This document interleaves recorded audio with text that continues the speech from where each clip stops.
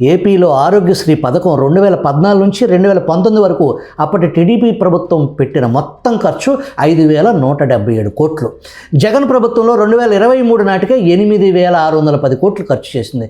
దిగిపోయే సంవత్సరం 2,000 కోట్ల పెండింగ్ బిల్లుల అప్పు కుప్ప పెట్టి వైసీపీ ఇంటికి పోయింది. ఆరోగ్యశ్రీ పథకం 100% కొనసాగించాల్సిన గొప్ప పథకం. అయితే ఎంత మూల్యానికి? ఈ పథకం దుర్వినియోగం అవుతుందనే డేటా ఆధారిత విశ్లేషణ ఇప్పటివరకు జరిగిందా? దాదాపు 20 ఏళ్ల క్రితం నుంచి భారీ డేటా డంప్ అందుబాటులో ఉంది కదా. తెలంగాణలో గత 2 ఏళ్లలో 11 లక్షల మందికి చికిత్స అందిస్తే అందులో కిడ్నీ సంబంధిత కేసులు 2 లక్షలు.